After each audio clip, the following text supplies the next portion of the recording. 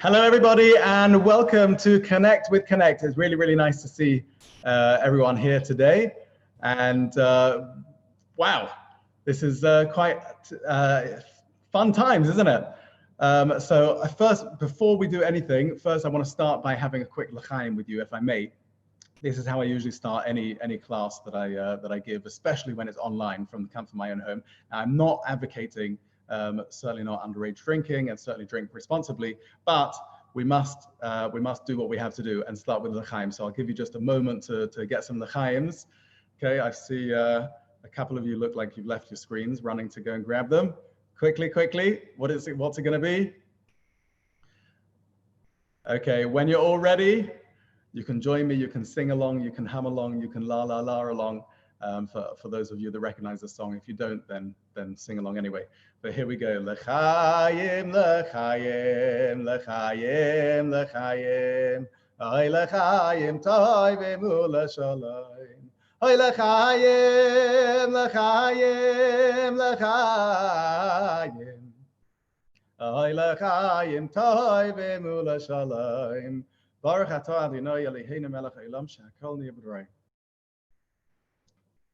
Okay, now that the important stuff is out of the way, I just want to share with you that today, I spent my whole day on the road driving around WD6, WD7, and all over, delivering 60 arts and craft packs that we packed up for families in the area to keep the connection.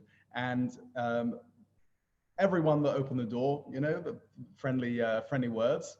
And I was asking people how they are, and there were so many different responses. If you could just write them down, everyone had a different response. But of course, we don't judge, and we don't know what everyone is going through in their lives. But there were mainly two camps. There were two types of responses. One was the, you know, I can't complain. You know, really I could actually, but I won't complain. Yeah, meaning that there's challenges, there's troubles, and this is tough.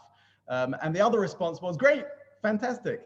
And it really is so much dependent on our perspective. We can have the perspective that this time that we're going through is crazy, and it's mad, and it's true. You know, it is true. It's unprecedented. This cliched word, unprecedented times and crazy times and manic, but at the same time, with just the flip side of that coin is that we are living in opportune times. And this is a time with tremendous opportunity. And what greater opportunity do we have than being able to join together and with lots of wonderful friends. I see my friend Gideon has joined. Hello, Gideon. I see my friend Larry. Larry, did you join me for the l'chaim? L'chaim. We've got Rafi. We've got lots of wonderful, lovely people here. We've got Rabbi Rowe, who I'm very, very excited to be introducing to you in just a few moments. But before that, I want to just explain this opportunity, a really, really tremendous opportunity that we have to bring in wonderful speakers and tremendous personalities from all over the place, and bring in so many people, not just Boron Wood. You know, there are people tuning in from all over the place.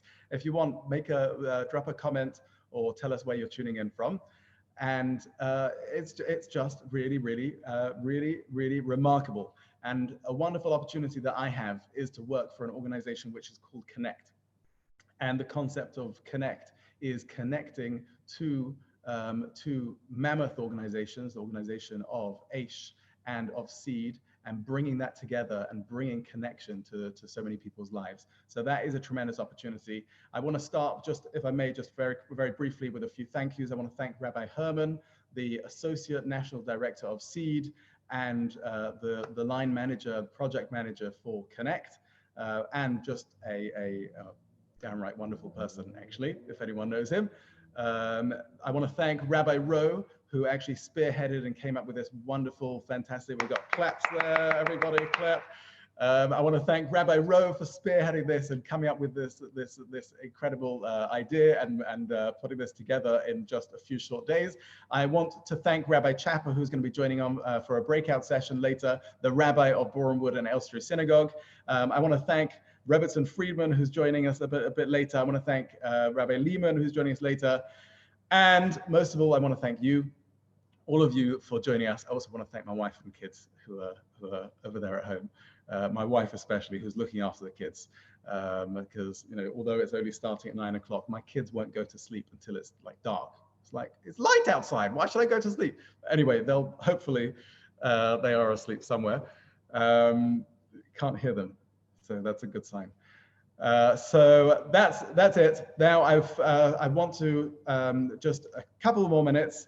Firstly, I'd like to introduce that we're going to be having a competition at the end. At the end of our session tonight, we will be drawing a raffle for all of the people who stick around to the end. Okay, you have to stick around to the end. That's the only condition. Your name or Zoom name will be put into a raffle, and we will give out £50 Amazon voucher for one lucky winner. Finally, I want to introduce the breakout sessions that after Rabbi Rowe speaks, we're going to be having breakout sessions. We'll divide up everyone into 4 different rooms. So I'll tell you in a moment what the sessions are.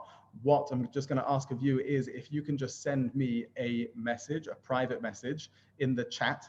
Okay, so at the bottom, if you move your mouse to the bottom, you can see chat.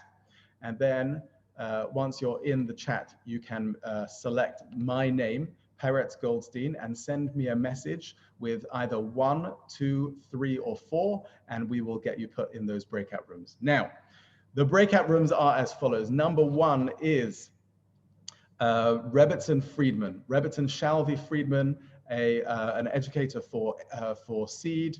Apologies.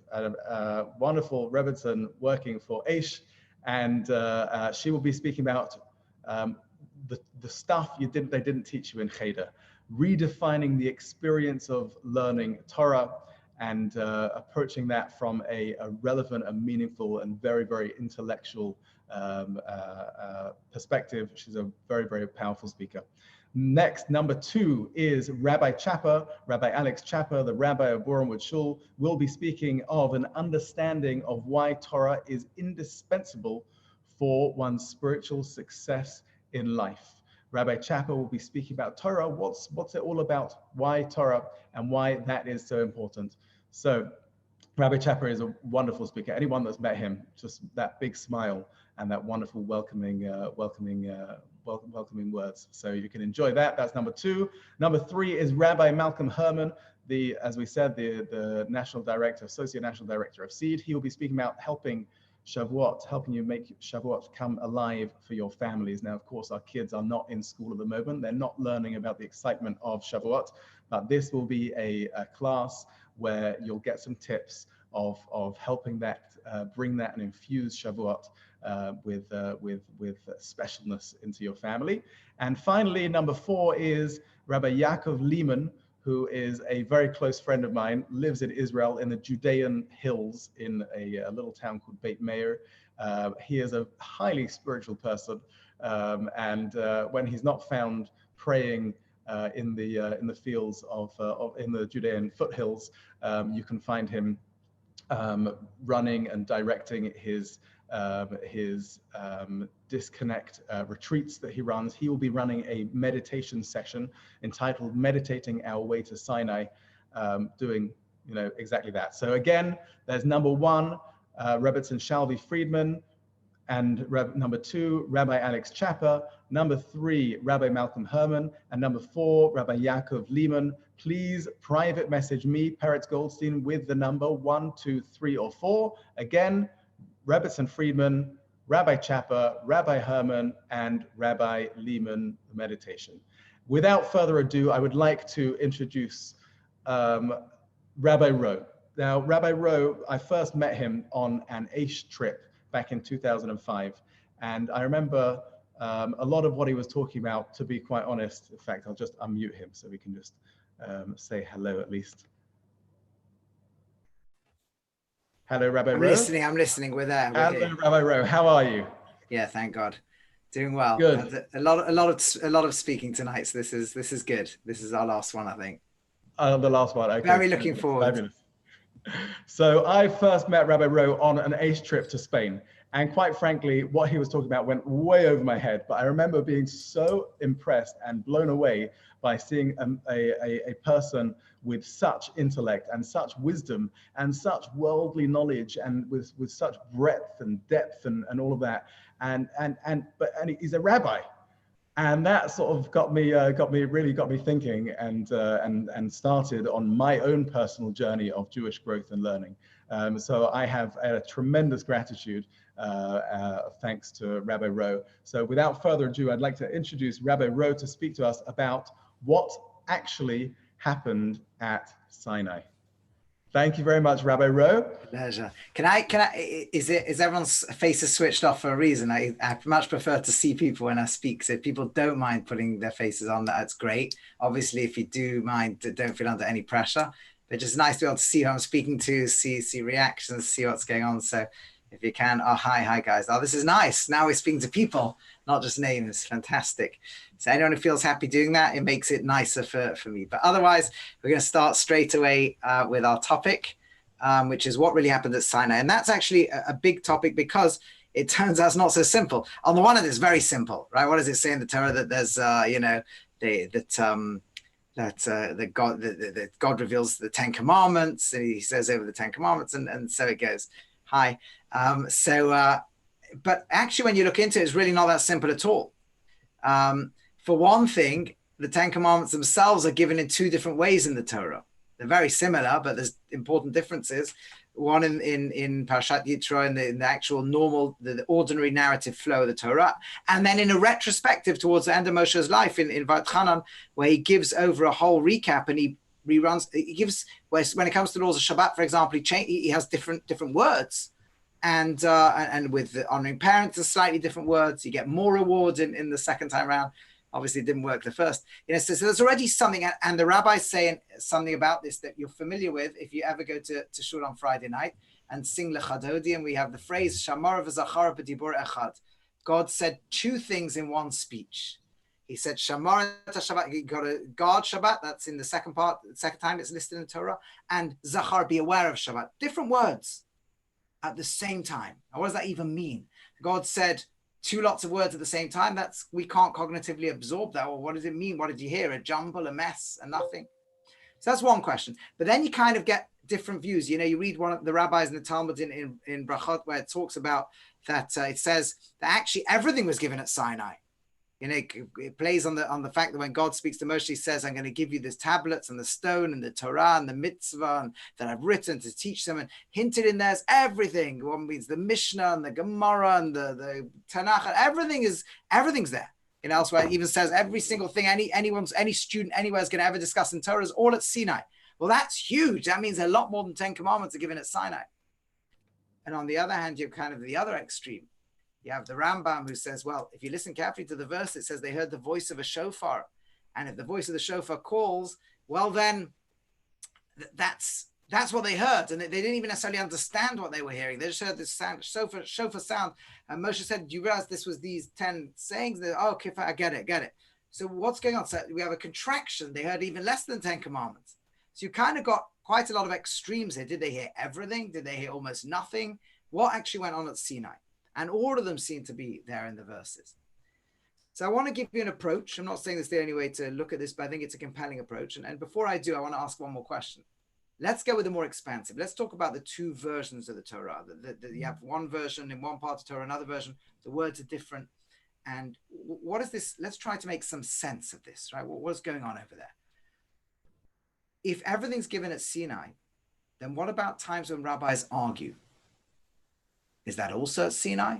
What about when Hillel says this, Shammai says that? That's also all given at Sinai? How do you start getting your head around that one? It's forbidden, but it's permitted. They say it's okay. They say it's not. We're going to see that's all at Sinai. What does it mean? Contradictory, impossible? So let's try and make some headway. Let's start with the Rambam, that they hear a shofar blast. The Torah says they hear a shofar blast. What is a shofar blast? Do you know what it is? Let's talk about what every single person agrees happened at Sinai. They were lifted to a level that ordinary human beings have never been at and absorbed the direct revelation of God there and then, in a way that maybe only Moshe normally does, maybe a prophet gets close to it, but the entire people were lifted to a transcendent realm. And here's the amazing thing. When you're lifted to a transcendent realm, is you cannot actually put that experience into words at all. I don't know if you've ever had this yourself. When you've had an experience that is so strange or so radical or so dramatic, whether good or bad, that it is impossible to place it into words. Why? For the simple reason, because words are created and words exist in order to share experiences. They're what you might call, if we want to sound a bit academic, intersubjective, which basically means they're things I can say and you understand. You and I share experiences. We both experience things like pens in the world. So we have a word pen. We experience laptops. So we have laptops or phones or Zoom. We know what these things are. And we can talk about emotions that we share, love and hate and feeling good and bad. All these things are things that we share and can each relate to. So language, we can have common words for common experiences. But what happens if you have a moment or an experience that is so bad or so good that no one else around you has experienced anything like it? Then it becomes impossible to put into words. Impossible. It doesn't belong in the realm of words. So Sinai is an experience of God that transcends words. It's a shofar. It's a call that can't be put into words properly. It's an experience of God that is so high and so holy and so intense that you just can't try to put it into words. It won't actually work. And the first experience was something that didn't fit into words. It was a direct consciousness of God, a direct understanding of his will that is beyond any ability to try to place into ordinary human words. By the way, Moshe Rabbeinu, it's very interesting, lived on this level always, or at least long before. How do we know? You know, when he first encounters God at the bush. So it says that God says, go and speak to Egypt, go and speak to Pharaoh, I'm going to free you from Egypt. And Moshe's first response, I can't. Why? So if you remember kind of our childish education, it's because he had a stammer or a lisp or some speech impediment. He says, Lo ish devarim anochi, I'm not a man of words. That doesn't say a speech impediment. Other words he uses, I'm heavy of mouth or I'm uncircumcised of lips. So by the way, even if you had the speech impediment, what weird argument would that be? The infinite creator of the universe just said, I really want you to go to Pharaoh. Do you realize, God, I've got a speech impediment? Yes, I know. I'm creating the entire universe, including you right now. I'm fully aware. I still want you to go to Pharaoh. What sort of arguments there? But the Maharal teaches something incredibly profound. He says, Moshe's problem wasn't a speech impediment. The Torah doesn't use a word saying speech impediment. The Torah says he can't put it into words. He can't circumcise means uncircumcised lips means he can't use his mouth to articulate what's going on. He's heavy of his mouth. He's not a man of words. Do you know what it means? He's just encountered the infinite creator of the universe. He's supposed to explain that to Pharaoh. He says, God, what I do? I'm just going to fumble and mumble. I can't put that into. I'm going to say it was awesome. That's not, no. I spoke to God. Yeah, if that's what you think you do every day, Pharaoh. What am I going to do to try to articulate this? It's impossible. It's beyond words. God, what do I say? And that's a serious problem.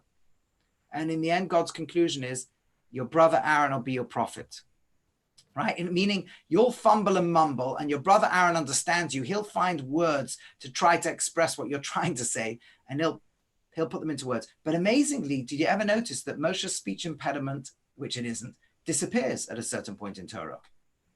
He no longer, at a certain point, really after Sinai, he no longer has a problem. He can speak to the people, give them Torah laws. He can argue with Korach. He can lead them. He can motivate them. In the end, he can give massive speeches. What happened to his speech problem? Says the Maharal, he couldn't translate the infinite dimension, the godly dimension, into finite words until Sinai. At Sinai, the entire people were lifted to that transcendent realm, that call of the shofar that is beyond words. But then they saw it crystallized and brought down into words, and they understood those words are exactly the experience they had. And Moshe learned, he saw God himself bringing that experience down into finite words. And he saw how the Torah can almost miraculously contain the infinite will of the Creator in finite words that a child can connect to. And from that moment onwards, two things happened. Number one, the people could finally understand Moshe because they'd glimpsed what it was like to see that world.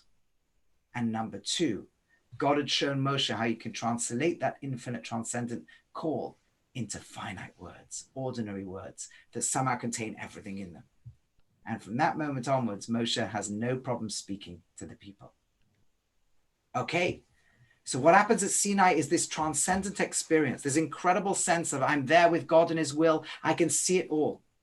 And then as they come down the mountain and you say to the people, okay, what just happened? We can't put it into words. Can you try your best? And they would try. And they would start reading out what becomes our 10 commandments. It's like God said, I'm God who took you out of Egypt, and you should serve nothing else but him, have the relationship with him, and don't use his name in vain. You're trying to express his name and his glory in the world, and Shabbat. And when it comes to Shabbat, you'd suddenly start using, well, it's clearly Zachar to be aware of Shabbat. No, but it's also Shamar to be keeping Shabbat. I can't really put it into one lot of words. You see? And the tablets have to contain 2 lots of words to try to capture that infinite experience. But it contains so much more than that, because those words are trying to capture the infinite experience. But if you'd have said to somebody who was standing at Sinai, do you think it's okay to eat pork right now? They'd have said, no. In that moment we just experienced, it was clear we can't do that. It was clear that we must give money to the poor. It was clear that we must rest on the 7th day. Well, that was explicit, right? These things are clear. The whole of Torah was contained there. And then if you'd have said 1 second, guys, I know you have never experienced this story, but imagine in the future, there's going to be a time when we're saved from the Greeks. What would you say based on the experience you just had? And they would say, I think we should light Hanukkah candles. You know, they understood things that can have application for generations and generations. And you know, what they heard could be consistent even with contradictory opinions. Let me just dwell on this for a moment, because this sounds impossible. You know, they could hear Hillel and Shammai. Well, of course, they didn't hear literally the words of Hillel and Shammai because they weren't there yet. But you can have 2 different opinions of the rabbis and they can both be contained at Sinai. Yes, they can. How? Well, we do this with light. You shine a light that is a pure white light into a prism, and it suddenly becomes lots of little lights, red and orange and yellow and green and blue and indigo and violet and all these things. So is it red or is it blue? Well, you need both, but actually it's all of them together. Let me give you an example. People familiar, with the most famous arguments in the Talmud is Hillel and Shammai. I just quoted them before. And if you ask somebody who might have not an enormous Jewish learning, but enough to know who these characters are, Hillel and Shammai, 2 of the greatest giants who ever were, and you say, well, what do they argue about? And almost everyone will give you the same response. What is the response everyone gives, for anyone who knows? What's the difference between Hillel and Shammai? So you're all being very humble and you don't want to show your tremendous Torah knowledge. People will say, look, Hillel was lenient and Shammai is strict. And that's partly true. About 80% of the time, that's probably correct. There's probably about another 5 or 10% of the time where it's the other way around, probably maybe 5%. And then there's another 10 or 15% that has nothing to do with strict or lenient. I'll give you an example. I'm conscious of time, but let's just give you this example. And we'll grasp, hopefully, the greatness of what happens at Sinai. The example's as follows. Do you know, I'll give you a very famous one. When it comes to the laws of Hanukkah, so how many lights do we light on the first night of Hanukkah? Just checking you're all awake. You can use your finger. Yeah, 1, thank you, good. At least some of you are awake. Next night we light 2, and then 3, and then 4, and then 5, and then 6, and then 7, and then 8. So far, so good. But here's the incredible thing. That's Hillel's view. Shammai says it should be the other way around. 8 on the first, 7, 6, 5, 4, 3, 2, 1. Whoa, well, first that's got nothing to do with strict and lenient. It's not even a Torah command, it's rabbinic. What's going on? And many, many others. I'll give you another example just to go with. When we say Havdalah and we come to the blessing on fire, we say Barei Ma'orei Ha'esh. Blessed is God who made the lights, plural, of fire. That's Hillel's view. Shammai's view, Ma'or Ha'esh, the light of fire, singular.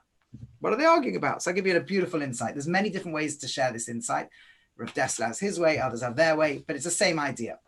This is the way Rav Zevin presents it very powerfully.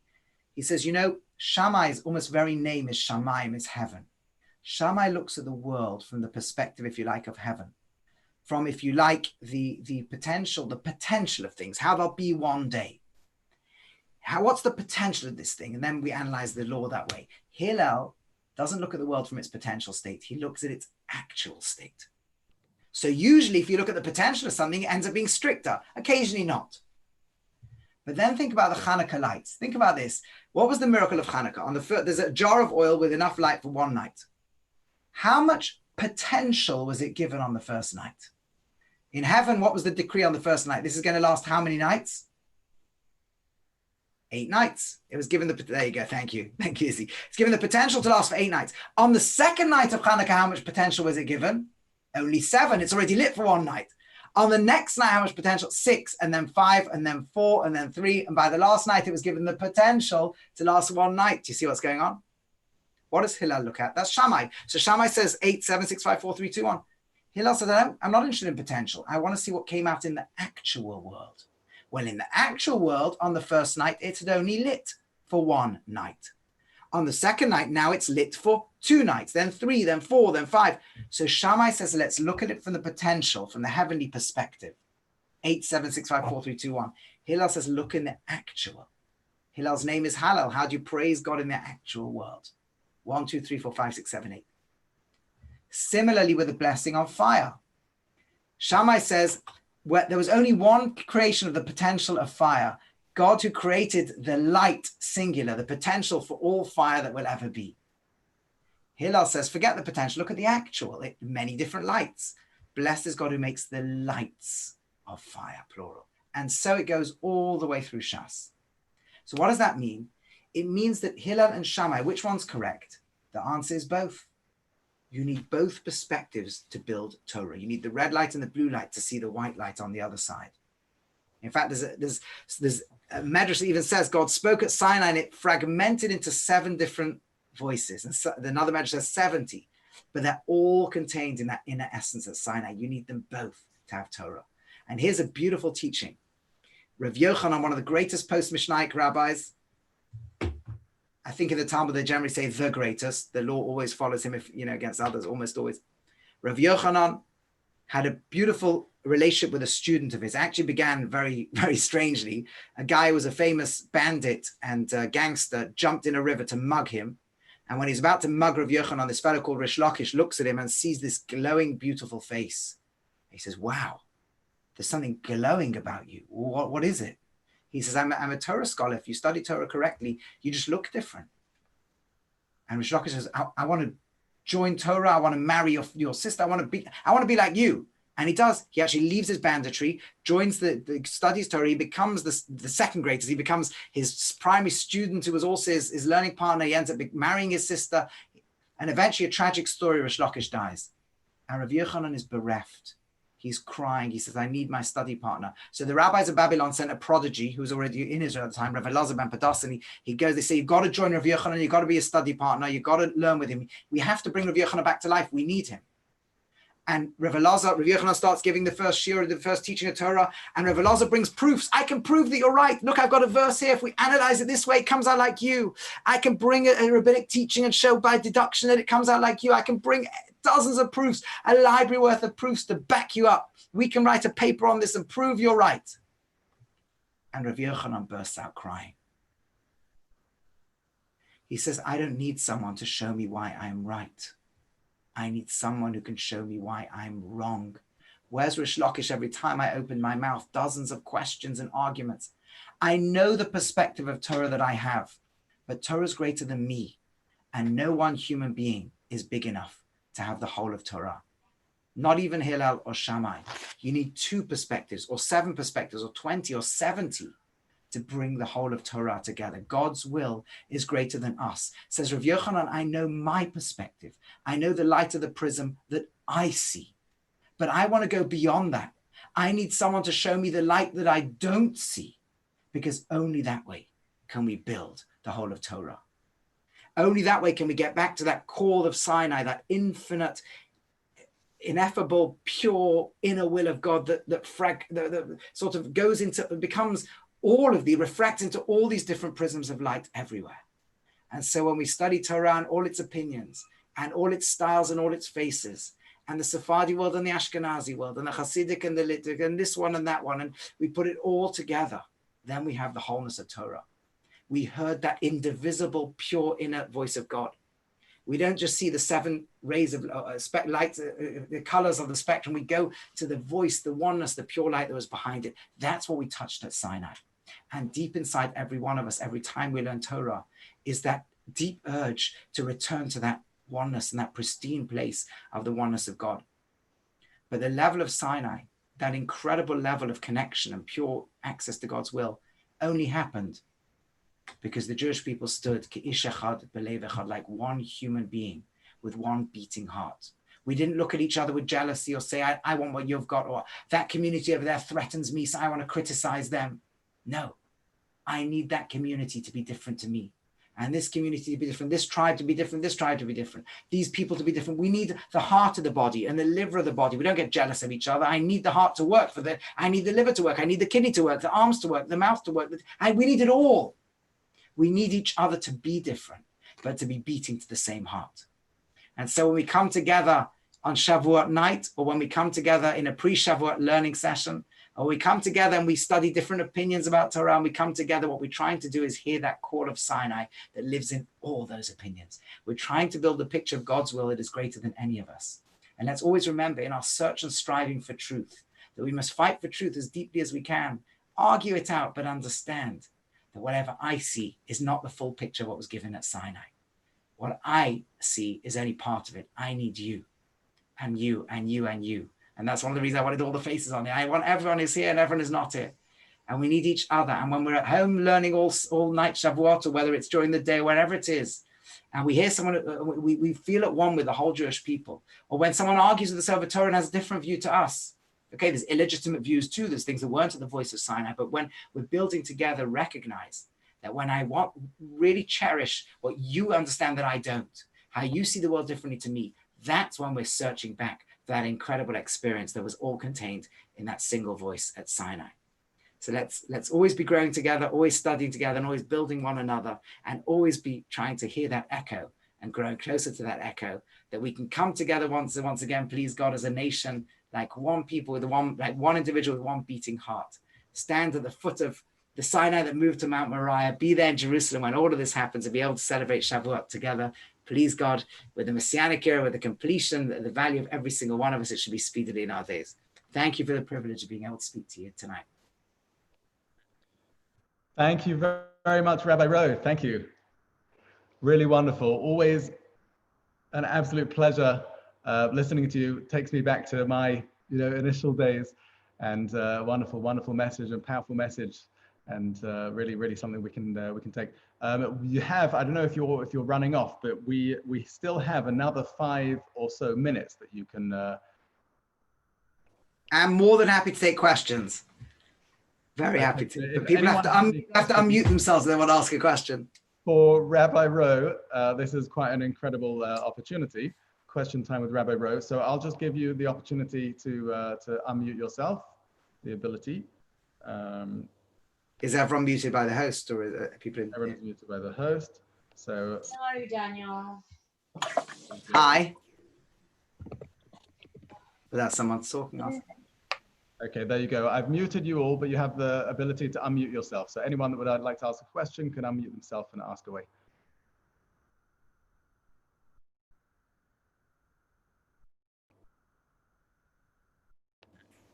I was going to say, with British audiences, people like waiting to ask the first question. We need an American in the room to jump in.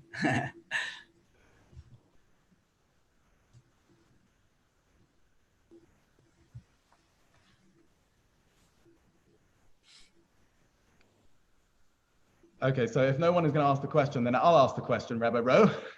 This is the moment you're waiting for, parrots. No? Here we go. This is it. Rabbi Rowe, if I could just ask you, Shavuot, right? We have Torah, we have that message of Achdut, we have the message of togetherness.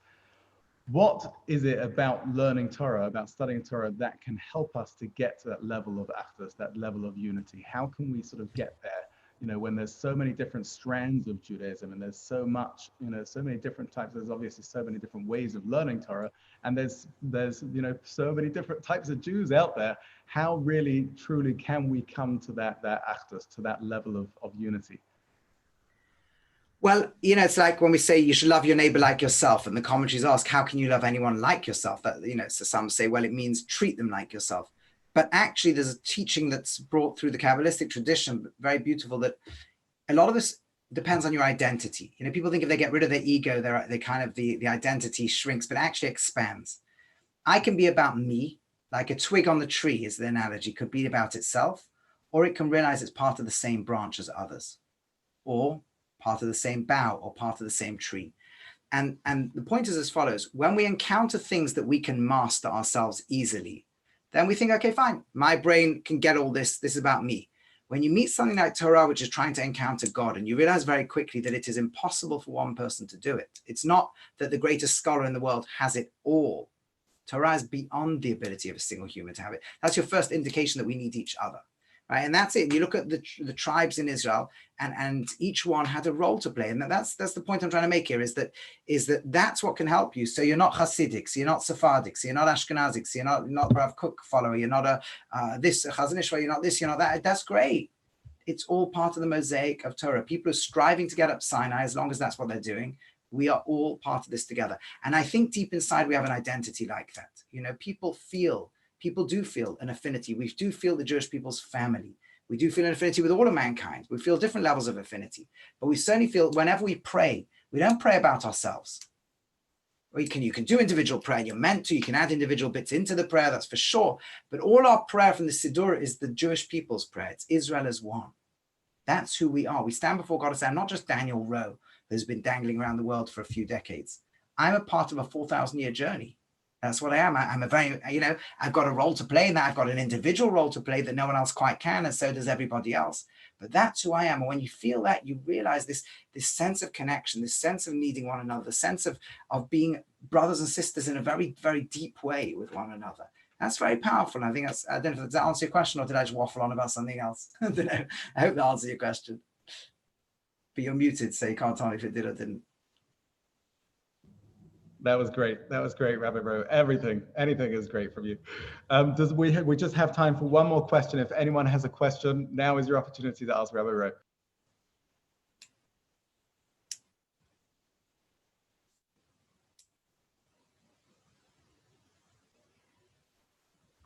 That's it. Left everyone dumbfounded. Either it was so clear that everyone got it all, or it was so confusing that everyone just left the blank screen over there, whichever way. Either way, look, I hope it was a benefit to people. I hope people have a wonderful rest of the seminar. I'll try and stay as long as I can. I'm very excited to learn with everybody. But really, a Chag Sameach, have a wonderful Yom Tov. And, and even whether you're at home with family or at home alone, we're all together in Shavuot. We connect to everybody everywhere. And we should have that wonderful feeling of connection and that wonderful sense of oneness and a connection to God himself. Chag Sameach. Amen. Thank you very much, Rabbi Rowe. Thank you. Okay, now, without further ado, we're going to go out into our breakout sessions. So we have 4 choices for you. I think they're all logged on. I think everyone is here. So we've got 4 options. If anyone hasn't sent me, then please send me which option you would like to send me in a private message, which breakout room you would like to join. We have number 1.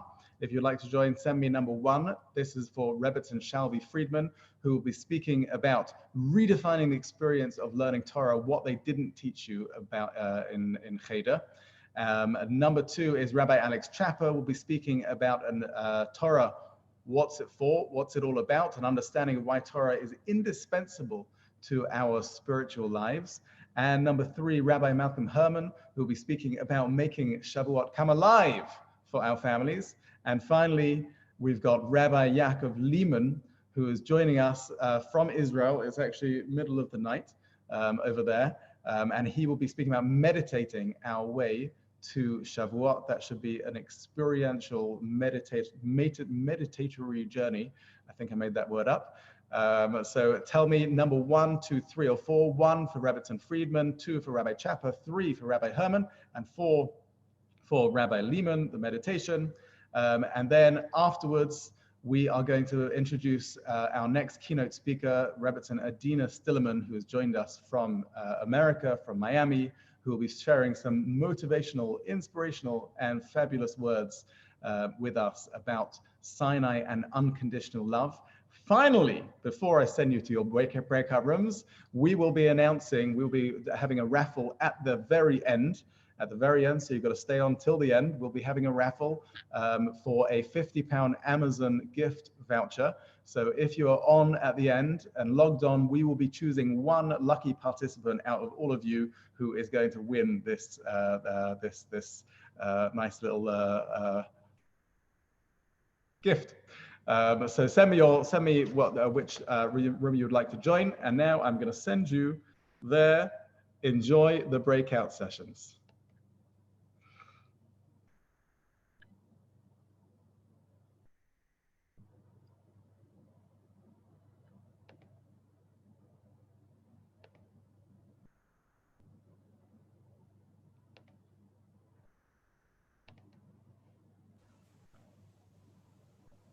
Hi, Rabbi Herman. You're muted, so I can't hear you, but Baruch Hashem, I'm fine, if that's the asking. I'm going to unmute you in just a moment. A second, breakout one. Okay. Okay. Please, I'm just going to go through the list now, and anyone who is not yet been assigned a room.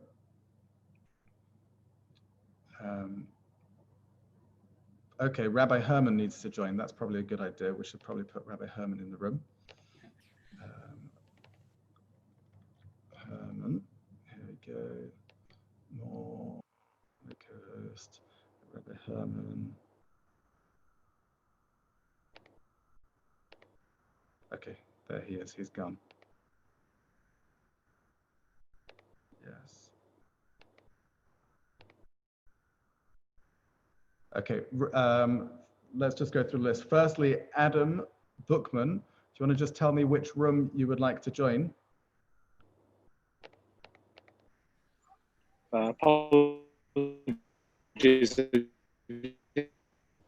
Text you, Rabbi Herman, please.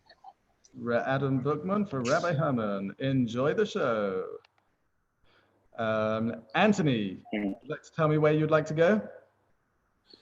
Rabbi Herman, please. Okie dokie. Rabbi Rowe, where would you like to go? Leave me to last. We'll see which room's emptiest. Fanny, where would you like to go?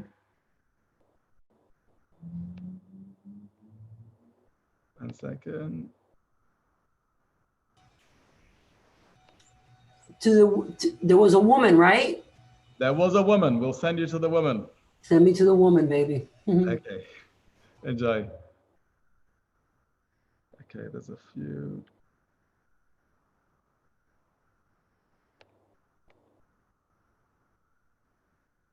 Okay, that's strange. There's a few names still here, but it looks like everyone else is in except you. Yes, Rabbi Rowe, where would you like to go? I think you're muted. There's still 3, I think, here. Yeah, it says they're there, but I think they're already in their meetings. I don't know why. Okay, got it. Okay, brilliant. Are we still live on YouTube here in this main room? Yep. Cool. Okay, so you can send me whichever room's the emptiest. I'll go and I like all of them. I'm happy to hear any of them. Okay. So I'll send you to Yaakov Lehman. Brilliant. Excellent. Thank you. Excited for that. Thanks. There you go.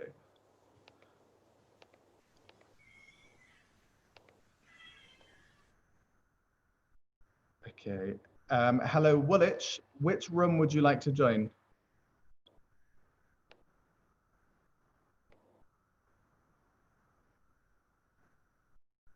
Three, please.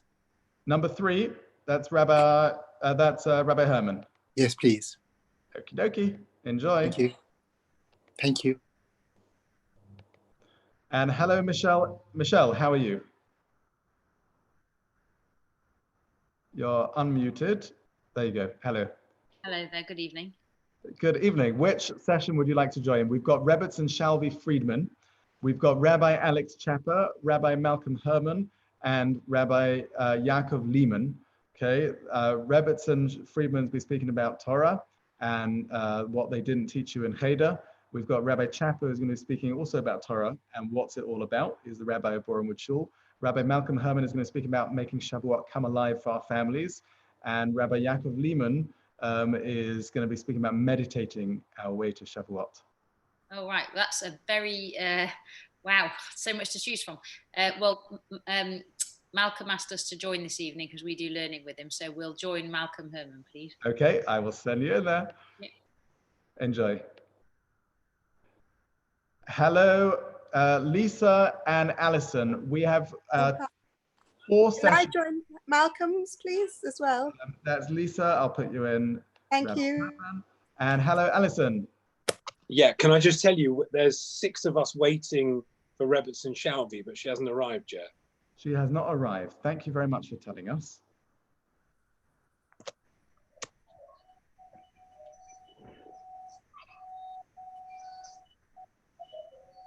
Here she is. She has just arrived. Hello, Robertson.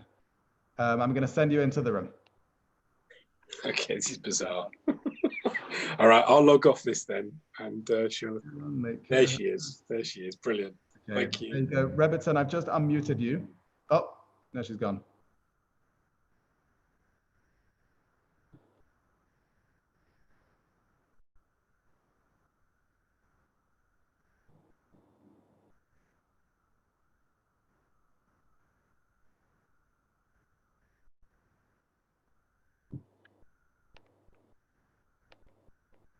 Hello there, David.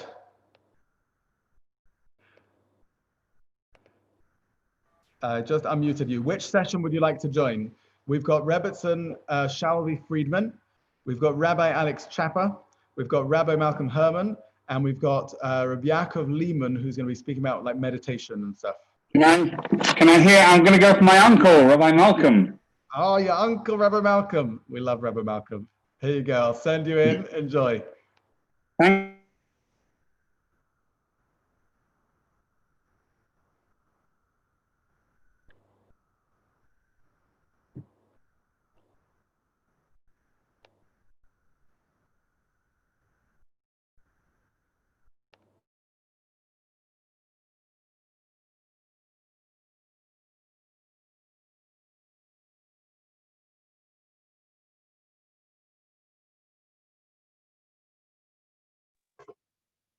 Hello? Hello? Is that Rabbi Goldstein?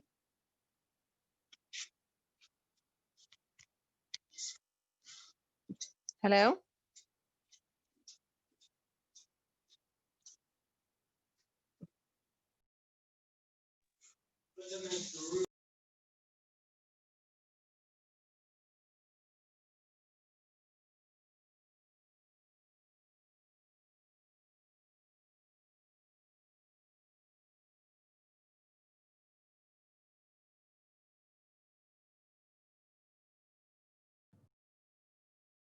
Hello there, Galaxy S9. Which session would you like to join? Hi, thank you. Can I go to Rabbi Herman, please? Is that Robertson, Essie? No, Rabbi Herman. Okay, sure. Thank you. No problem. Hello, Rabbi Chapa. 1 second, I can't hear you. Sorry, hello. Hello. Can you hear me now? Yeah. Sorry, I apologise for my lateness. Are the session overran slightly? Okay, no problem. I think I saw you in there. No, weren't you in there? I was sort of, yeah, in between 2. Okay. Okay, fine. I just put you into the session now. Bye. Hello. Hey, can you have me back to the room? I'm Yeah, now what happened to you? on my phone because I was walking. Okay. This is where I now sit for work every single day. This is my sister. Anyone that's watching live on YouTube, this is my sister. Hello, Gemma. Okay, enjoy. See you.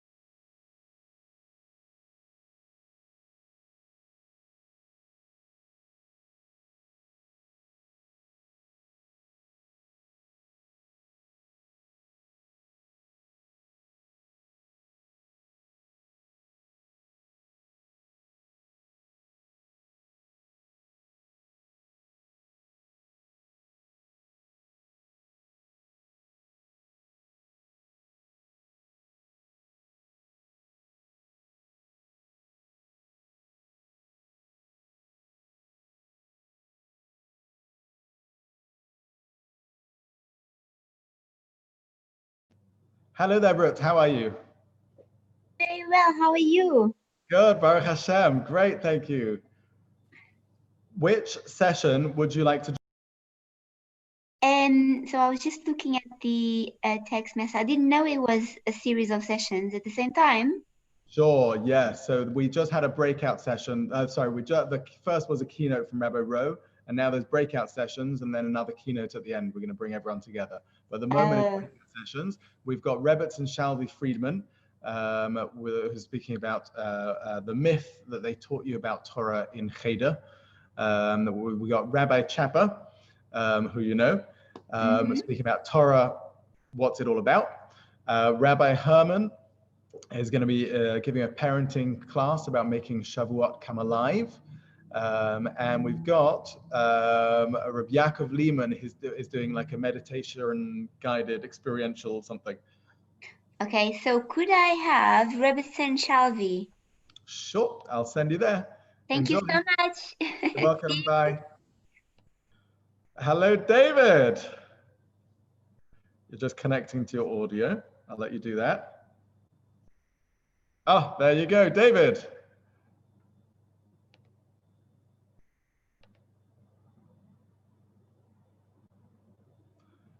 Hello.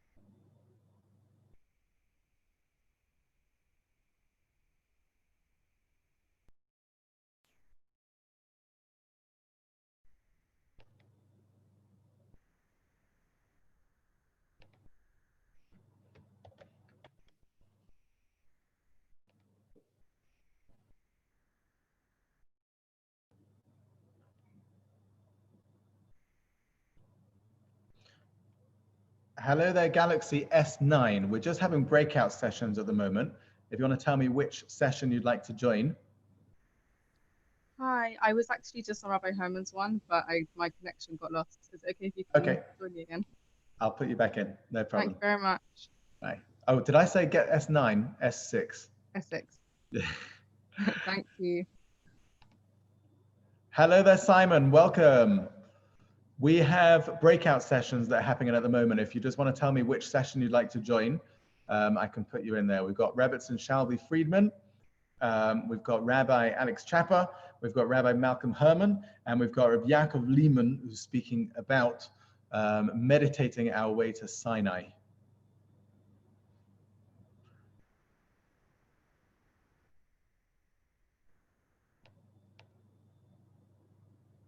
Hello, Simon. You'll have to unmute yourself if you want to tell me. Oh, hello. Hello, Rabbi Chapa. Rabbi Chapa, enjoy.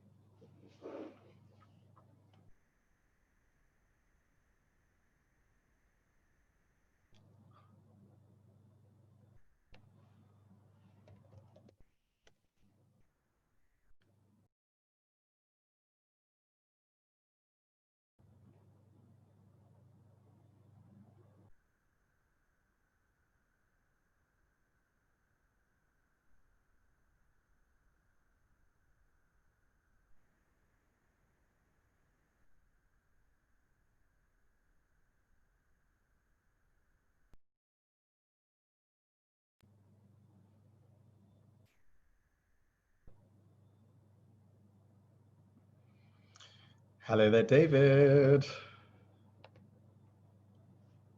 Can you hear me? I can hear you, yes. I can't see you, though. Okay, hold on. There we go. Oh, now I see you. Now I see you. 1 second. Let me see you properly. And you can see me properly. Ah, there we go. There we go. There we go. How are you doing? Good in yourself. The truth is, you can stay in with me if you want. Okay. Well, how's it going? You missed the L'chaim. We did a L'chaim at the beginning. Oh. And I'm very disappointed that you missed it. But if you like. What's happening now? So that it was in the breakout rooms. Right now, there's just different sessions that are running. We've got like 4 concurrent sessions that are And running. then what happens off? And then we're going to be all brought back together. And Rebbitzin. Oh, Rafi, you lost. You left. Do you want me to put you back in? I'll put you back in with Yaakov Lehman, Rafi. Thanks, my battery died. Oh, no problem, no problem. Here you go. Cheers. Okay, so So then we're just coming back with Rebbits, and Adina Stillerman is going to be speaking. She's like a Okay, powerful awesome. speaker. And then we're going to have the raffle at the end. Ooh. Okay, awesome. So without further ado, here we go. Okay, L'chaim. L'chaim, l'chaim, l'chaim, l'chaim, oy l'chaim toivim, ola shalom, l'chaim, l'chaim. L'chaim. Chag Sameach. Chag Sameach to you. How's it all going? Yeah, all going good. Just busy with the kids, with everything. It's crazy. Right. It's crazy, but it's also amazing. It's good. Yeah. As I said at my intro, it's an opportune time. It's a mad time, and it's a crazy time, and it's unsettling, and it's unprecedented, it's unpredictable, and it's all. But again, it just depends on the perspective, because you could look at it. It's an amazing time. Opportunity. Yeah, definitely. It's an opportunity. It really is. When have you ever had the opportunity to do whatever you're doing? Spending more time with your family and getting involved in the things that you want to be doing, but have just pushed it off. But exactly. Perspective, we can push it off, and we can say, nah, well, this is just after lockdown, then we'll no. Yeah. After lockdown, now. Right now is the time. If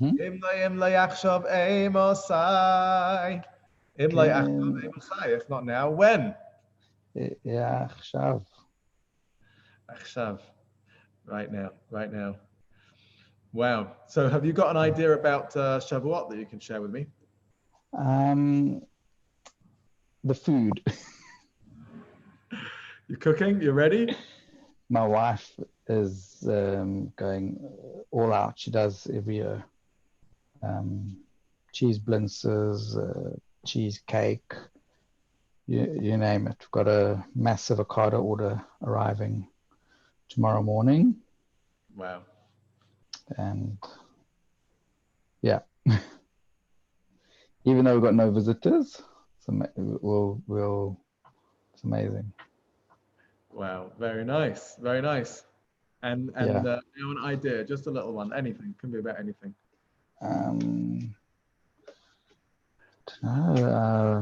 Bamidbar. I'm just trying to think. I don't know. I've just been so busy. Did I say no pressure before? I said no pressure, didn't I? Yes. No, but that was from the breakout rooms. Okay, Rabbi Chappell wasn't going to put you under pressure, but I am. I'm allowed to be under pressure, David. Yeah. No, it's Torah. It's a harvest. It's it's time of year to,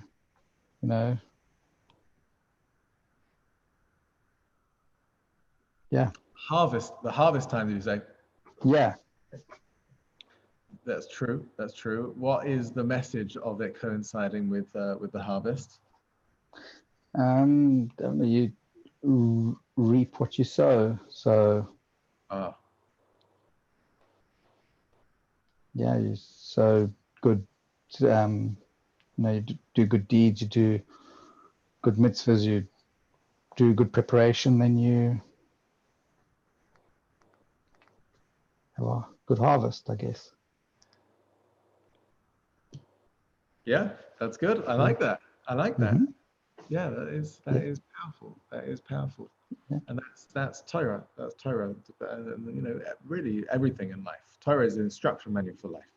But if you put anything into life, and you put like a half-baked cheesecake effort into it, and not really so bothered, and not so it depends. You reap what you sow. You put in energy. You put in your all into it, and then you get your all. And that's failing to plan is planning to fail. Oh, very nice. Yeah. Works too. Oh, okay. Very good. Lovely. I like that. Thank you, David, sharing that idea. You're welcome. Yep. And is session 3 still going? Yeah, I'll put you in there. Okay, Without awesome. further ado, Just- enjoy the session. Bye. Yeah, see you soon. Cheers.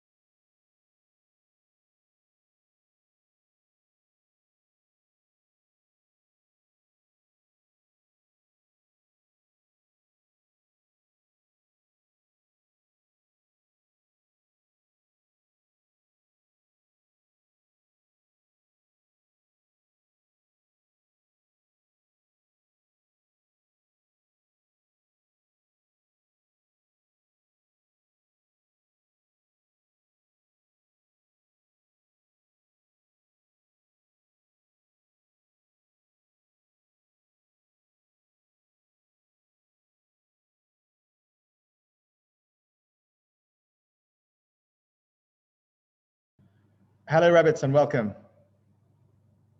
Hi. Hi, so we've just got the, oops, just make you a co-host there. We just got the breakout rooms are just finishing up in a few moments. About That's 5 fine. Okay. Hello, Gemma. And hello, Jeff. Hi there. We're back from Rabbits and Shelby. Back from Rabbits and Shelby, okay. Okay, brilliant. So we're just going to carry on with the next session in about 5 minutes or so, three or 4 minutes. You're welcome to pop into the last few minutes of one of the other sessions if you like. No, that's all right. Thank you. Or stretch your legs. Stretch my legs.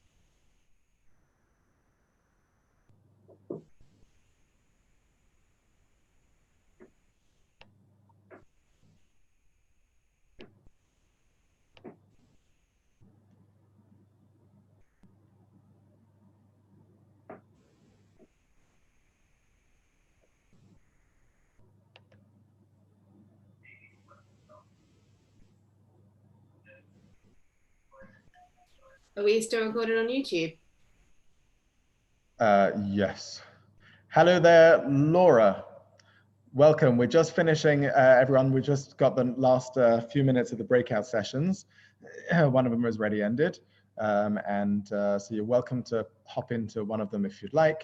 In the meantime, otherwise, we'll be restarting in about 2 or 3 minutes in this room. Okay. Thank you. You're welcome.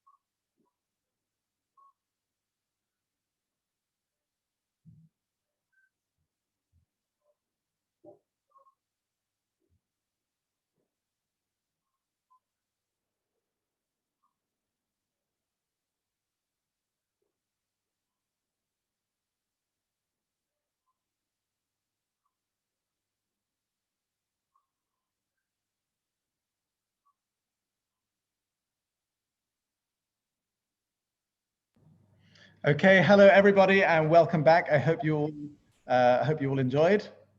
Did you enjoy? Nod, wave, smile. Yeah.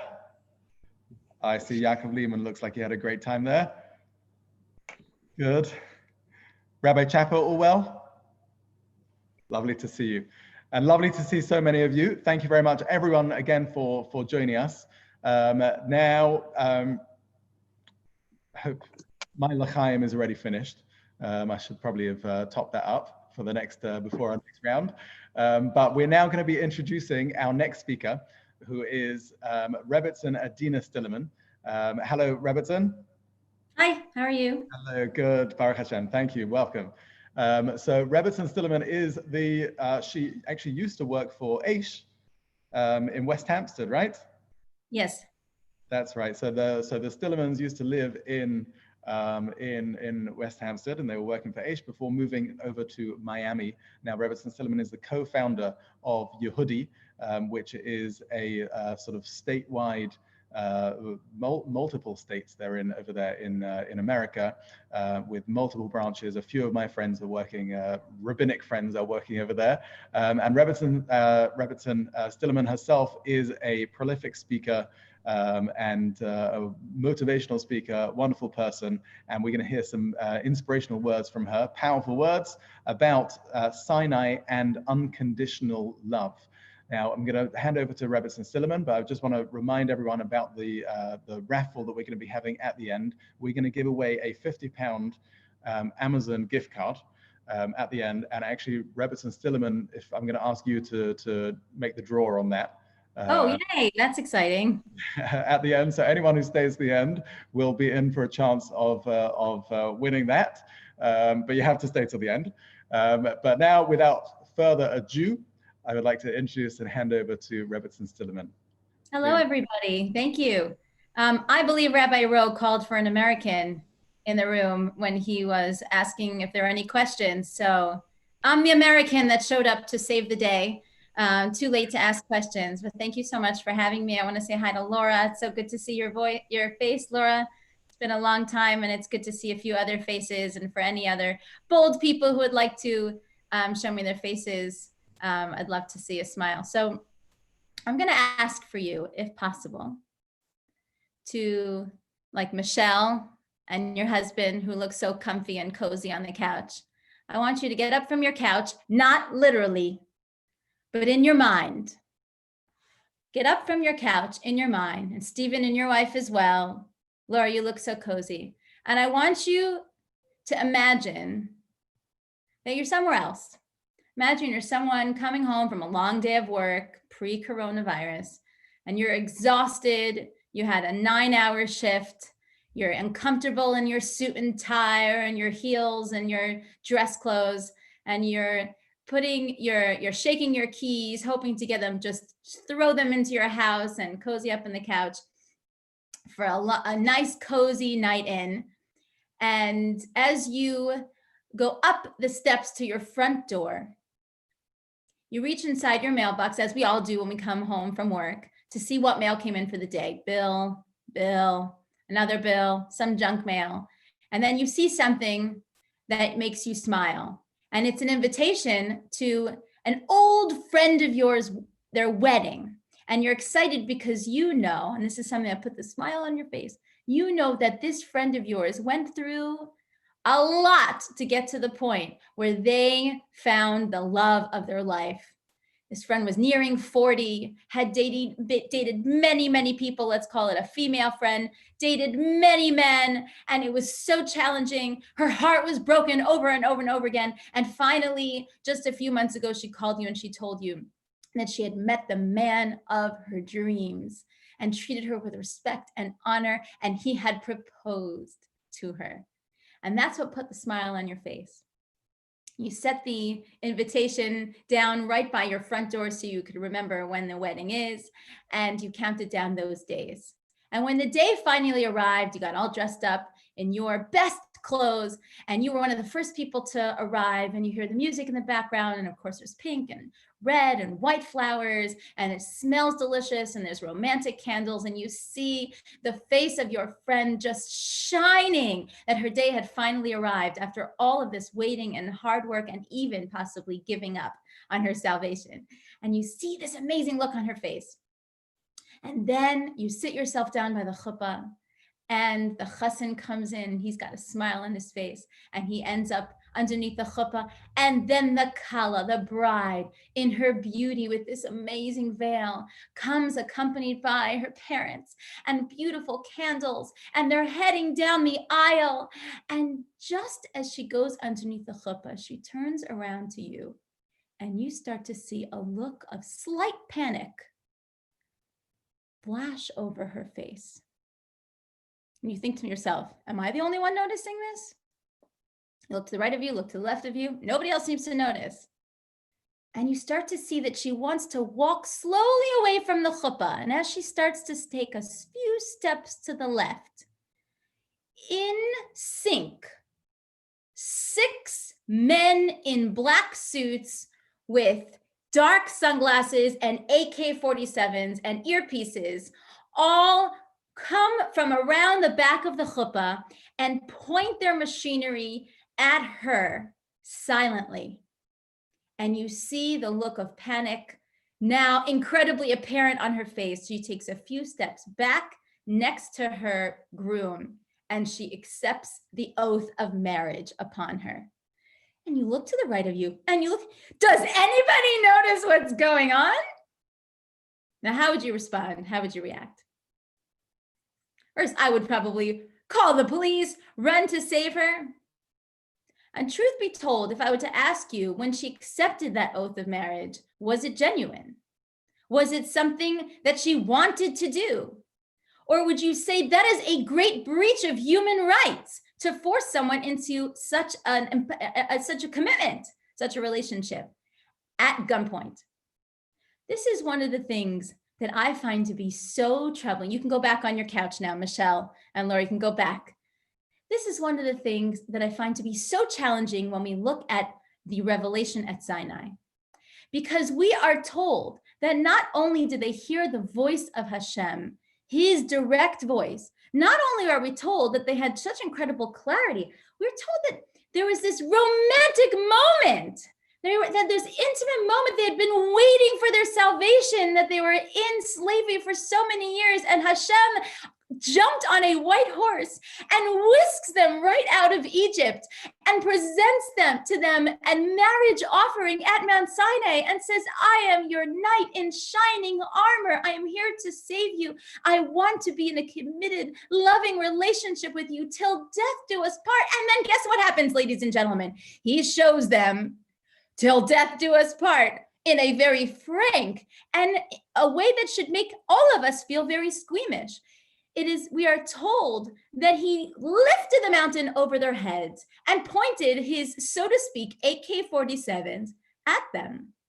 And at gunpoint, he threatened their lives should they not accept the Torah. This is an incredibly uncomfortable situation. This is disturbing to all of us. What kind of marriage contract is it? What kind of love story is this? What kind of, it's a buzzkill for a romance story, truth be told. Why? Number one, why is this considered even a document that holds any standing? By virtue of the fact that our free will was robbed from us. If a document is accepted at gunpoint, why should that be something that we are beholden to forever till 2020 when we're still sitting and studying Torah and keeping Torah? Not only that, but why would Hashem do this to the relationship? This is what we call a different type of conditional love, because under those conditions, wouldn't you do this? Do you have any choice? Where was their free will? So I'll tell you something interesting. If we can imagine what it was like to have the mountain lifted over their head and the ground from underneath their feet, we will realize that the imagery that we will conjure up in our consciousness will be something that might be eerily familiar to something that maybe you went through in your lifetime, something that I personally went through just a few, like maybe 5.5 years ago now. It's been 5.5 years.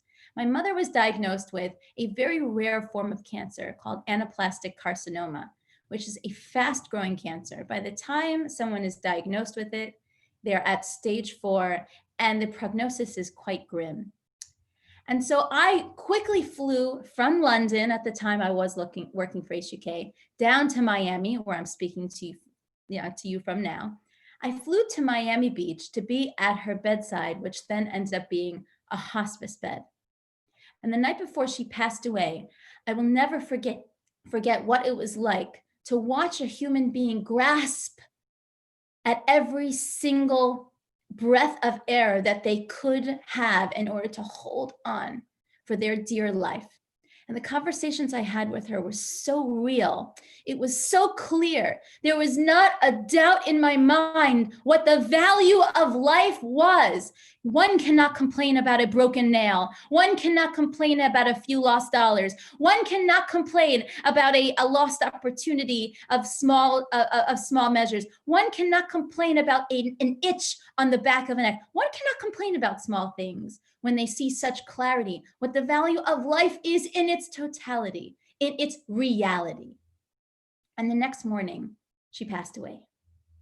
So as we were waiting for the Chevra Kadisha, the society that is set up in every community to take care of bodies after the soul has departed, it is customary to put the body on the floor as the body is waiting to be buried.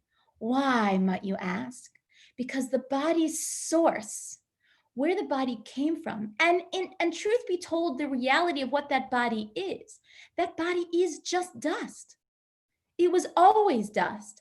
Dust, it has no animation in and of itself, no ability to move, no ability to do anything unless it is moved. Dust is something that when someone wills it to move in the direction it does, it moves up or it moves down. And what's so fascinating is to see the body so close to its source, was such an impression on me. During the next 7 days, when I sat Shiva for my mother, and I too was commanded to sit on the floor close to my source, where my body really comes from. And what was highlighted in that process? What part of me was strongest when the body was closest to its source? The soul was closest to its source, which is the breath of Hashem. It was me and God. We were one. I truly knew what life was all about. I had such clarity. I wanted to be the best mother. I wanted to be the best wife. I wanted to take advantage of every single waking moment that I had in this world. How ironic is it that when we have a brush with death, we are so, the value of life is highlighted and is clear within our eyes. It is death that highlights the value of life. It is such a unique thing to see that God taught us what it meant. It was a teaching moment. It was not a threat. I have 6 children at home. So these 6 children, if any of you are parents, this is something, raise your hand if you're a parent. Okay, we have some, I know Laura's a parent. She's a parent of 2 little delicious ones. We have Fanny. I know Fanny's my friend who's on the line. We have parents on the line. So you know what it's like when your kids are little and you ask them to brush their teeth. What do? I teach a parenting course. I'm supposed to pretend my children are perfect. Unfortunately, they're not. Neither is their mother. But I ask them to brush their teeth. And what do? All of them have selective hearing instantly. It is the most magical thing that you've ever seen. Nobody hears me. So I have 3 options. Option number 1, and your parent, you'll nod if this is something that resonates with you. You go to bribery mode. If you brush your teeth, we'll get you some extra TV time. And what do? Instantly, they get up and they run and they go brush their teeth. And there's another way that you can get a kid to brush your teeth, which is you can tell them, if you don't brush your teeth, I'm taking away all the TV time for the rest of your life. Does this resonate with you? What do? They instantly pick themselves up and they run to the sink to brush their teeth. But neither of them are connecting them to the value of brushing their teeth. It's connecting them to the value of TV time. There's another way that the person who's trying to enforce within them the value of taking care of personal oral hygiene, one can threaten them in a different way, one can bribe them in a different way, which is to say, come Kindelach, come around my computer. I would like to show you a YouTube clip of what a root canal looks like. Isn't this going to be fun? Pass around the popcorn. Everybody can come take a snack. I'd like to show you what happens when you don't take care of your teeth. What will happen? Their eyes will widen, enlarged with the information, with the inspiration of what happens when you don't take care of your teeth. And what happens if you do take care of your teeth, and you could show them their pearly whites well into their 90s. You can show them, threaten and bribe them with the very reward and punishment of the action itself. And this, my friends, is Hashem's way of threatening and bribing, of showing us natural consequences, the sweetness of rising to our potential and living life to its fullest potential, living life according to our mission, and the bitterness of what it means to stray from it. When he rose that mountain over our head, what did he do? He showed us what it meant to be close to that ground in a real live collective national grave. All Jews united under one roof, essentially. What does it feel like to be disappearing into historical oblivion? It would take a miracle for Jews to survive. Statistically speaking, none of us should be here today. What is the secret to that survival? What is the secret to our immortality? It is the scroll that I'm offering to you today. Feel what it's like to experience the spiritual death. I'm offering you eternity. I'm offering to connect you to the mission that will ensure that you will live on not just in this world, but the next world forever.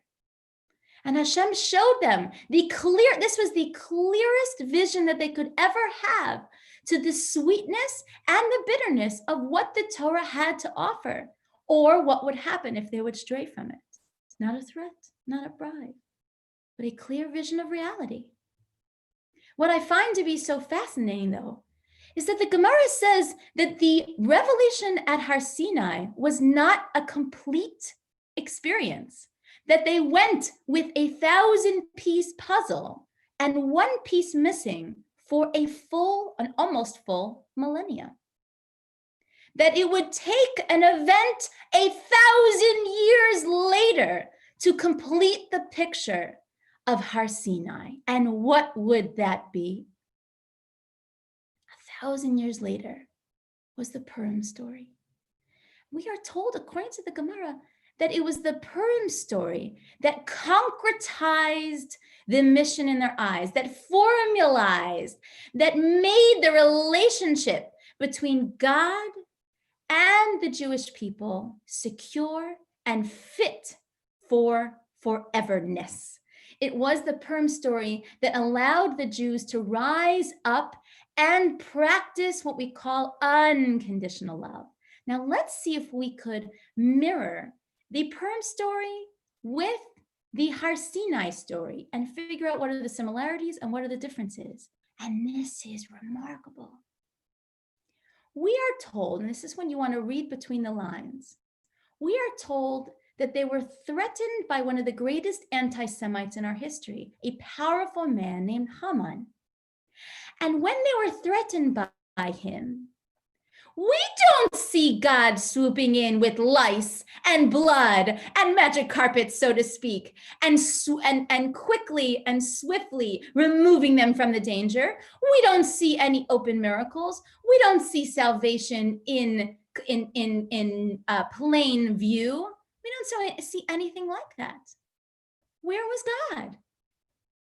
Unlike the Egyptian story, unlike Mount Sinai, where God was so clear, he was literally on our laps, in our living room. We felt him, we tasted him, we saw him, we heard him. Every single one of our senses was touched by him personally, each and every Jew. During the Purim story, it was darkness, clarity versus darkness. But what I find to be so interesting is that we give credit to these Jews that because they did teshuvah, because they repented, because they changed their ways, then in the end, they won the war, so to speak. But it wasn't that pretty. It wasn't as pretty as we paint it, as we read the story in shul, all dressed up like clowns, and we say, and yay, we won. Because as they were threatened by Haman, we are told that they did teshuvah. They fasted and they repented and they turned to Hashem and they davened. What else did you expect them to do, ladies and gentlemen? What would you do under the circumstances? Do you know what I would do? So I am a grandchild of 4 Holocaust survivors. One survived Auschwitz. One was hiding in the forest for 3 years during the war. One was pretending to be a non-Jew in a non-Jewish family, one of her neighbors, because she was orphaned young. And one joined the Russian army and was fighting against the Germans. All 4 very different perspectives. What I find interesting is if I were living during those times, if I were in the place of my grandparents' story, what would I do if my life was threatened? I'm not quite sure, truth be told, but I know my husband, myself, my children, maybe we would take up arms. Maybe we would join the Russian army. You know what I think I would do, truth be told? We're a small crowd. I would run for my life. That's what I would do. I would escape. I'd get a fake passport. I would run. But what I find to be so interesting is we don't see any documentation of Jews running at all. And not only that, but even after Haman is hanged on the gallows, the decree was not removed. This was not a real salvation. It was still in the books that all anti-Semites had clear permission, documented, that they could take up arms against the Jews and kill any Jew with no repercussions. Nobody was thrown into jail. It was a free-for-all. So let me ask you something. How did they survive? They fought for it. So we know they had the capability of fighting for themselves. Why is it that they didn't take up arms and fight? Why is it that they didn't flee for their lives, buy some fake passports, go to another country? We don't see any ghettos set up like is in the Holocaust. We don't see any lists being made of who was Jewish. We don't see any traps holding them hostage. What we do see is clarity. What we see is that the Jews knew that they could fight and they could flee, but if they didn't understand where the message was coming from, then they would miss the very point of why it was happening to them. We saw that they were called in for real battle, spiritual battle. They were called in to save themselves by restoring their relationship with God. even though it was a time of darkness, even though God was not clear in the story. So unclear that even as we retell the story, we don't even see God's name in the entire Purim Megillah. He is not even brought up as we recount the tale of the miracle. And we do that purposefully in order to give them that credit, in order for us to understand that in the times of darkness, when we do not have a mountain over our heads, when we do not have lice and blood and plagues of darkness fighting against our enemies, when it is not clear that we are in that relationship, we still hold ourselves responsible to that relationship when it's uncomfortable and we would really like to run or fight against it. It is in those times that we rise to the call of action and we feel the greatest intimacy with God. Because if he's not on the outside and he's not clear there, where does he lie? Always in here. And that's why the Gemara says that only 1,000 years later do we see that the lessons that they learned at Har Sinai really turned into not a religion, but it turned into a relationship. That often what we do find ourselves in, and that's not by accident. It is not by accident that we see as the 10 Commandments, this is so important coming up to Shavuot. If I were to hold up the 10 Commandments for you, I wish I could, but if I were to hold them up to you, is it not an accident that those 2 tablets that were created as 2 lists? Because if I were making a grocery list, which I just did several minutes ago, I sent my husband to the supermarket, I would write it all, 10 things on 1 sheet of paper. What, he ran out of places on the stone? What happened? Hashem created 2 tablets and handed them over because it is not meant to be looked at as 10 commandments that are separate, but 5 values connecting 2 sides of the tablets. And if you were to line them up, you will see some of the most breathtakingly beautiful message embedded within the order of those commandments that you will think to yourself, how did I miss this all my life? The 1st and the 6th commandment are connected to each other. I am God. I want a relationship with you. Recognize me. I am here. And if you would mirror, if you connect with a string, let's tie the 6th commandment with the 1st commandment. The 6th commandment is thou shalt not kill. What is the connection between your responsibility not to kill someone else, that you are forbidden to kill someone else, and with the recognition that God exists? So if there is a value that if it exists in the world of man, you take that value, you'll see it exists almost identically in the world of God. Both of them mirror each other. Why are people motivated to kill? Unfortunately, here in Florida, you probably didn't get wind of this, but there was a woman with a 9-year-old autistic nonverbal child whom she murdered her child. She threw him into the river. This just happened a few days ago. She threw him into the river and drowned him. I have no judgments to this woman, only that it rips me to my core, being a mother myself. It rips me I am shattered at the thought of the mental instability, or the pain that this woman must have been through, or the evil. I don't even know how to define it, and I wouldn't even hypothesize the goings on in her mind. But I can tell you that I can imagine that a nonverbal autistic child at age 9 is a great burden. And some of us will feel that burden. I have heard of, of people who have killed the lovers of their spouse if they got wind of infidelity, kill the lovers of their spouse.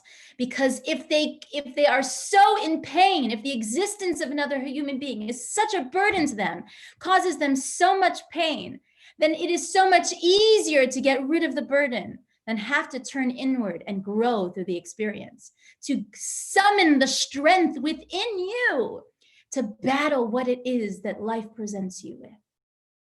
It's easier to just get rid of what it is that's hard, that's causing you the pain. And therefore, murders happen because people want to get rid of their challenges. What happens in the man world is reflected in the God world. When the burden is too much, when it's hard to listen to God, and how do we respond? We ignore him. Can't murder him, can't get rid of him, but in our mind we can. We kind of ignore him. I don't want to think about it. I don't want to know. Don't teach me. I might be held accountable. we ignore him and we don't want to face those challenges because sometimes it's just too hard. The first commandment is don't deny, don't ignore those challenges. Almost always, it's an opportunity to rise to the occasion. Almost always, if you can, in the hardest of times, if you can make a statement, I am your God. If you can remember that he said, I am your God, I'm here no matter what. And if you get to know me, you'll see it won't be such a challenge.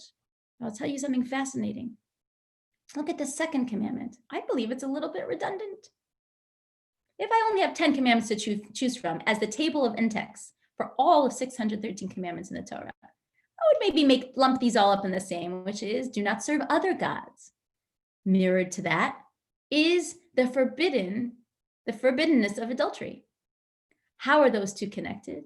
Well, curious enough, the union between man and wife, the commandment that we have for marriage, is v'hayu lebasar echad, that man and woman were created as one, split shortly afterwards. Hashem turned them around and said, now you can become one. Now you're going to do it, and it's not going to be easy for you because it's not going to come naturally to you. And that oneness is something that's beautiful, and it is sweet, and it tastes delicious, not only for the mind, not only for the body, but for the soul, that oneness. On the other side, God is one. He is one, which means you exist within him. He exists within you. He is everywhere. Now, where does the desire of straying from that oneness and that relationship, where does it come from? So I find it to be so interesting that when I traveled to Israel, I went to visit the Israel Museum. Let me see how much more time we have. I went to visit the Israel Museum. Do I have another 5-10 minutes? Rabbi Goldstein? Nod? Yes, you can cut me off. Okay. You've got another 10 minutes. Okay, perfect. I traveled to the Israel Museum and I was so interested in the section that that displayed the various idols and artifacts that were excavated that people, including us Jews, worshiped throughout the years. What on earth is the appeal of worshiping a slab of stone? Some of them had no faces, had no eyes, had no mouth. How do they see? How do they feel that inanimate, almost completely, and it wasn't even made of something valuable, in totally like lacking any value whatsoever? How does this object have power over me? So where does it come from? The transition from polytheism to monotheism is a very, very challenging transition. Why? Because polytheism is a world of options. If I don't like what this God says that I have to do, no problem. If he tells me I can't sacrifice my children to the gods, if he tells me that I cannot, if I cannot travel there or do, if he does, no problem. I'll worship this God. See, what this God says, I don't have to listen to because that's not my God. This is my God. And if this God didn't listen to me when I sacrificed to him and I wanted to be a millionaire, so then I'm going to have to turn to another God. No problem. This God may help me. Essentially, polytheism is the worship of the self. It is the feeding of one's own will. It is trying to figure out who will give me license to behave and act in the way that I want, and who will give me what it is that I want, who will show me that if I give the weather gods their presence, then I get the weather that I've been praying for. It is not making his will our will. It is forcing my will upon the others. And all sacrifices under those conditions are really not sacrifices that breed oneness and relationship. I give the presents because I want to get something in return. That's not a sacrifice, it's a business deal. When someone is in a relationship with another person and they haven't achieved that oneness, they crave it elsewhere. If this person's not giving me what I want, I will turn elsewhere to get what I want because I didn't even go into the relationship in the first place with altruistic intentions. I went in to be a taker. And if she or he cannot provide me with what I want, no problem. I will seek elsewhere. And I often wonder, this is just an Adina Stillerman hypothesis, But I often wonder if that's where an absolute obsession in our modern day culture to romance and love comes from. If you think about it, we have an overwhelming amount of stimuli coming from various sources. 97% of the music that we listen to have romantic and love related themes. It's just so bizarre to think what we don't get sick of this concept. You know, maybe country music where we sing about our mother-in-law, our dog, our truck, or America.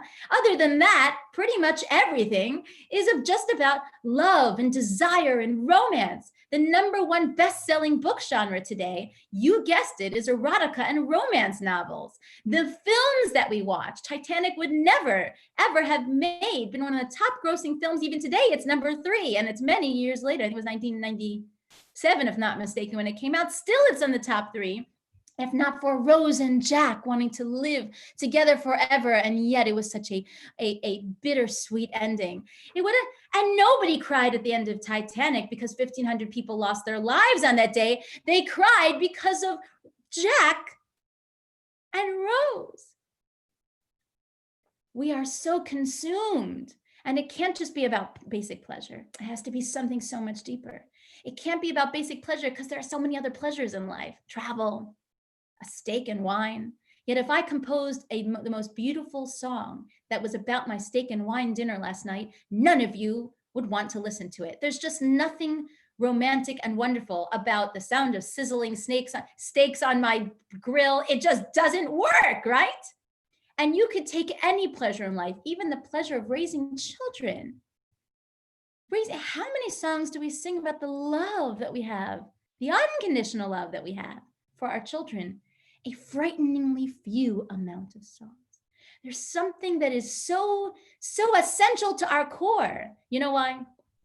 I think it's because a relationship between man and woman is about that oneness. It's about completion, shalom. Shalom bias, peace in the home comes the word shalom, completeness. It's because we're missing something inherently, and we're seeking for it, and we're yearning for it. And guess what, ladies and gentlemen? If we will not fill that hole that was created within us with the other partner that is meant to be with us, because it's just too hard. That's why.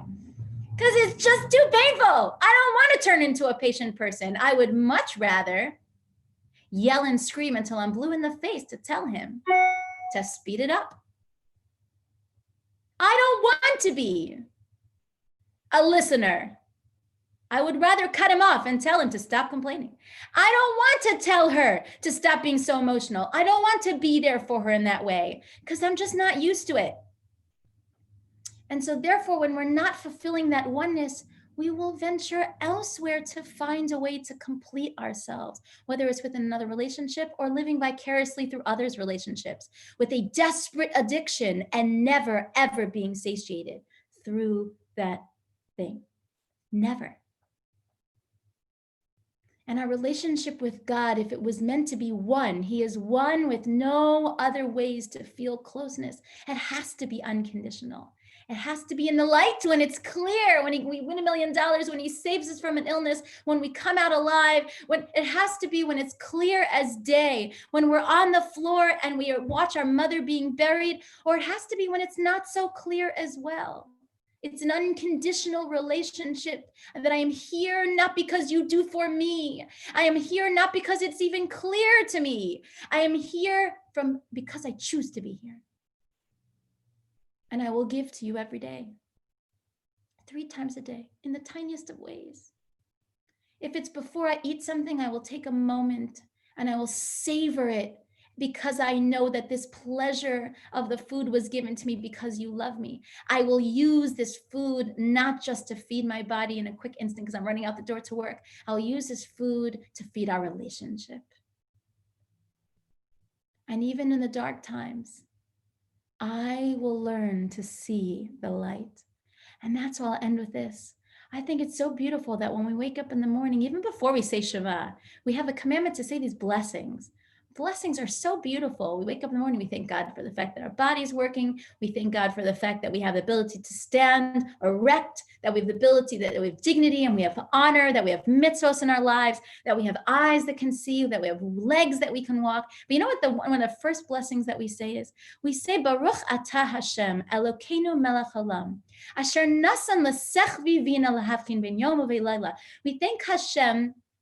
And it's so bizarre that we open up everything with this, because he's the one that gives the sechvi, which is translated in two ways. One way is the heart, and one way is the rooster. That he gives the rooster the ability to determine the difference between light and dark. What is so unique about this rooster? And I think it's so interesting. I was up in the Galil, and guess what? I was on a farm. I think it's one of the only times that I've been on a farm where I actually heard the rooster crow in the morning. Do you know why the rooster is praised here? The rooster is such a beautiful animal. The rooster was given an intuition that no other animals were given. When the sun rises, is it easy to get up? Oh yeah, all the animals get up when the sun rises. All animals, including yours truly, when the sun rises. The rooster rises before the sun rises. The rooster gets up when it's still dark outside, anticipating the light, believing in the light, knowing that it's still there, because he rose yesterday and will rise again. The rooster rises and wakes up all of the other animals, including the farmer himself. The rooster says it's time to get up, and everybody else is open. How do you know? The rooster was given that intuition, and we praise that rooster, because guess what? It's also translated as heart, that deep down inside, every single Jew has the ability to be that light into the nations, to show the nations what it means to have a relationship with God, even when it's hard. Because guess what? Look at Jewish history. It's been pretty hard. And we've been able to show that you stay committed, that we're here, not because we get something out of it. We're here because it's truth. And that's what happens on Shavuos. Shavuos, we say we're here even during the revelation, and we're here when it's not so clear. We're here forever. And in the schus and the merit of us having that unconditional relationship and love with God, and that unconditional relationship and love with the people in your life as well, you will see it will make an indelible impression on our children and our grandchildren and our great-grandchildren. And you'll see that in the year 2040 and the year 2060 and the year 2080 and the next millennium, you will see that it will be those people who will be sitting on some technology even more impressive than Zoom. They'll be studying this Torah over and over again because they'll know this is their marriage document. This is about relationship, and they'll never let go. Thank you for inviting me today. Thank you for coming, and thank you for listening. And have a beautiful Shavuot. Thank you very much, Rebbetzin. We got some claps from the audience here. Very wonderful and powerful words. It really is, as we said right at the beginning, we just have the opportunity to either tap into it or tap out of it. And, really so much is dependent on how we, how our approach and what we think about it. And, we've got an opportunity to tap into, just going about doing what we're doing to get through the life with the kids at home. It's mad, it's mad, and it is unpredictable, and it is crazy, and it is mad. But we also have the amazing opportunity to tap into something a little bit deeper, a little bit higher, and a little bit more meaningful. So that really is a powerful message that we can take through to Shavuot as we're about to stand at Har Sinai ourselves, a few thousand years down the line, but able to tap into that little bit more, or again, to tap out. So let's choose to tap in. So now I'm going to ask you, Rebbetzin, to draw the raffle for us. Sure. Okay, so I'll tell you how it's going to work. I've got in front of me a list of 26 participants that are currently in the Zoom meeting. Okay, it includes me and you. Yes. Okay, so we all stand a chance as well. So if you can just give me a number between, but don't try and get yourself, okay, or me. If you can choose a number between 1 and 26. I am telepathically receiving the number from the forces of the universe, and I will choose 12. Drum roll, please. 12. Okay, ready. I'm going to count down my list over here, okay? If it comes up as being my sister or my mum, or whoever else in my family is logging in. That'll be quite good telepathy there. Okay, we're going to count now. Number 12.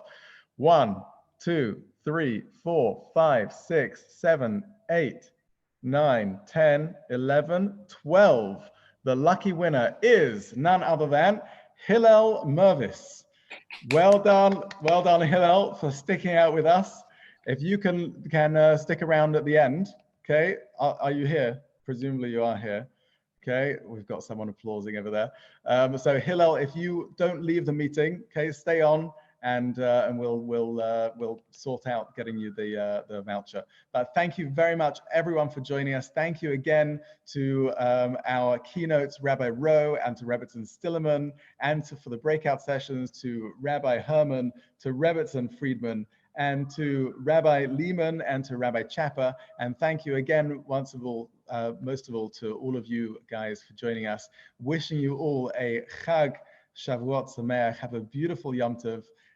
Tap in as much as you can, and enjoy those l'chaims, and enjoy the cheesecake, and enjoy everything you can, and just elevate it, and get in touch with that spirituality, get in touch with the soul, and get in touch with the Torah, and grow and elevate and enjoy ourselves. Connect. Thank you very much, everyone, for joining. Good night.